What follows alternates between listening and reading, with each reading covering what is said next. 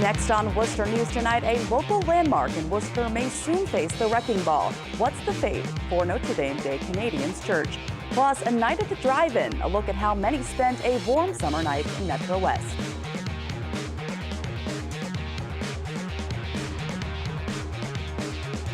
Thanks for joining us tonight. I'm Catherine Andrioli. The fight against hunger is in the spotlight in Worcester this evening. Congressman James McGovern is raising more awareness about a program providing meals to low-income students during the summer months. Congressman McGovern was at the Shine Pool on Providence Street, kicking off his 4th annual Summer Food Rocks Tour. He held a discussion with local leaders and community activists on how to promote and improve upon a federal program which provides free meals to students during their summer break. Later on, McGovern assisted the staff of Worcester's mobile food truck, handing out meals to children as they took a break from the pool. He says providing nutrition to students during the summer is just as important as when they're in school. But it's really important. Our kids are 100% of our future, and nutrition is something that is vital. During the school year, I've always felt that a school meal is every bit as important as a textbook for a kid to be able to learn. And during the summer months, we want our kids to continue to have their minds grow and develop in a healthy way, and making sure they have access to good, healthy, nutritious meals is key. The Summer Meals program is funded by the U.S. Department of Agriculture. McGovern also said he's concerned with President Trump's budget, with its estimated to cut $110 billion in food stamp funding.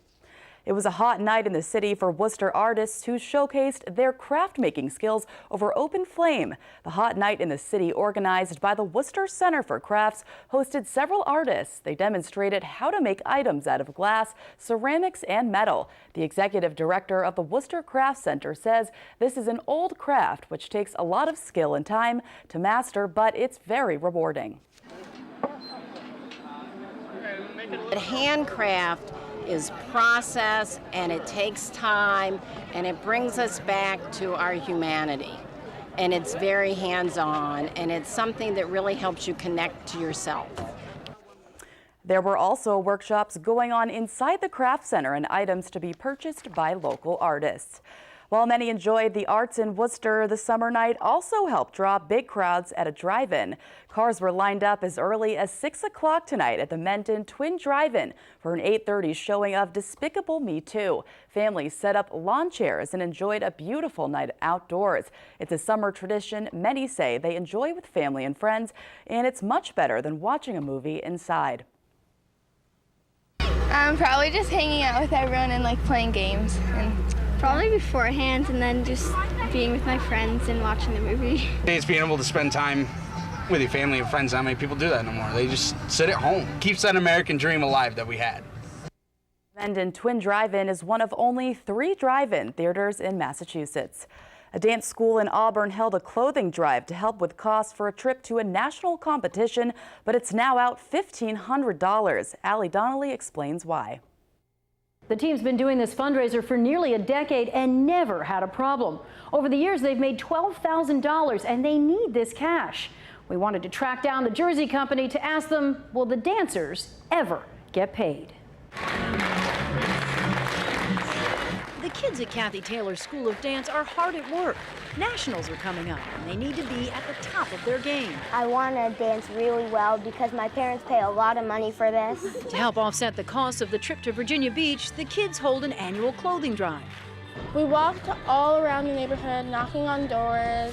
Collecting bag after bag of jeans, boots, shoes, and shirts. How many bags would you say you brought over? A lot, maybe 20, 42.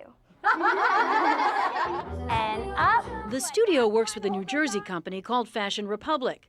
According to its website, the company sells the collected clothes to impoverished countries and passes a percentage to the fundraisers. You make anywhere from 13 cents to 18 cents a pound. Taylor says this year they collected over 8,000 pounds and were owed about $1,500. Usually the check comes 2 weeks after pickup, which was last October. But this year, their rep, a man they knew only as Tom, told them it would take longer. That was okay. You know, I've trusted this company for years. Taylor sat tight, reassured in emails from Tom that their money would be coming soon. And it wasn't really until the end of June that I realized it was never going to come. Taylor's dancers aren't the only ones who say they got stiffed. Complaints have come in from NBC viewers along the East Coast. Boy Scout troops, church groups, cheer teams, all left in the lurch. I mean, it's just a bummer because, I mean, as kids, it's not, you're really just hurting the kids. We tried to reach Fashion Republic. Their website has been taken down, and owner Peter Frederick did not return our calls or emails. So we went to North Jersey, hitting 3 Fashion Republic warehouses, all deserted. One of the businesses we went to pointed us to a different clothing distributor a few miles down the road. We couldn't track down Peter there, but we did find Tom. What happened to those accounts with people not getting paid? Tom, you'll remember, is the former sales rep. He wouldn't come out to talk with us in person, but said after financial problems, Frederick cleared out the warehouse in April. We're looking for your husband, Peter? Oh, he's not at home right now. Frederick's wife says her husband fled the country and hasn't been heard from since. He took people's stuff. Yeah, he didn't give them their money, and he left to Poland. Yeah. And what do you think about that? That's disgusting, you know. As for the kids, they're at nationals and doing well. But it doesn't look like they'll see that money anytime soon. Allie Dunley, Worcester News Tonight. Mass DOT is warning drivers about possible delays due to construction at an interchange in Millbury, North Grafton between 10 p.m. Monday and 5 a.m. Tuesday. The I-90 eastbound and westbound ramps from Route 122 at exit 11 will be closed. Additionally, the westbound off-ramp will be closed throughout the night. Traffic will be directed to detour signs and drivers should expect delays. Downtown Worcester is undergoing major revitalization, but it's unclear what the future holds for an iconic church. There were once 5 on the Common, now there is only 1. Notre Dame des Canadiens was built in the 1920s. New plans for the former church could include demolition. Developer Roseland Residential Trust says they have submitted a plan for a mixed-use development, including both multifamily and retail. But Preservation Worcester says they are fighting to protect the church. Still believe that that we need to proceed slowly when we demolish an iconic structure like this, and we do believe that Worcester's on the move. We're very supportive of everything that's going on in City Square, but we continue to feel that repurposing the church like other cities do would be great and would be a great amenity for what's going on in downtown. Roseland has filed a site plan application with the planning board for the project. The board is scheduled to take up the application at a meeting on August 2nd. A North High School student has a special day at the Massachusetts State Police Training Center Friday. 4 years after coming to the United States, he graduated from the Students Trooper program. Can Jandro has his story.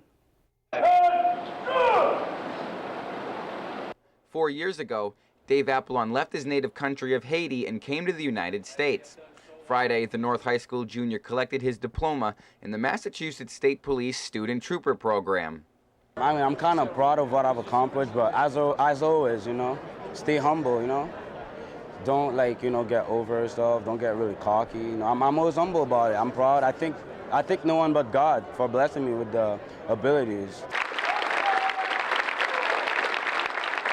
Dave was one of 85 to walk the stage and one of 2 student troopers to receive a scholarship.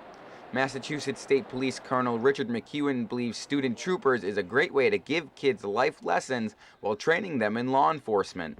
At the end, I think it builds self-esteem, teamwork, respect, and it's really a learning process. I think it's a great program, and the kids will talk about this for years to come. The week-long program is sponsored by the American Legion. It exposes young adults to the demands of police training. Co-chair Louis Brolt is pleased to see young kids like Dave show interest in law enforcement. And you come here for this week and watch them and see how highly motivated they are, how professional they end up being, and how well they carry themselves. You never have to worry about the future. Student Troopers is just one challenge Dave has met since coming to the U.S., and there are still a few more he wants to accomplish. But I'll join the Navy after high school first, or just, pay for my school, and then after that I'll become a detective, and then later on maybe become a state trooper, because I like these uniforms, and yeah, they're pretty cool. Cam Jandro, Worcester News Tonight. A special day for some elementary school kids in Auburn Friday as they graduate from the fire department's youth leadership program. About a dozen students spent the week with the town's firefighters to learn about teamwork and being a leader. Over the course of the week, participants had a chance to step into the boots of a real firefighter. The department says they're happy to see so many students interested in their line of work. They really made the program what it was today. And yeah, great to see the kids, great to see the looks on their faces when they're walking up and knowing that they've successfully finished the program. That's really what it's all about. I'm glad that I made it through the week and they thought I did a good job. I'm really thankful for the Auburn firefighters who helped us get through the week. This is the first year Auburn has held the program, and they say it was a success, and they look forward to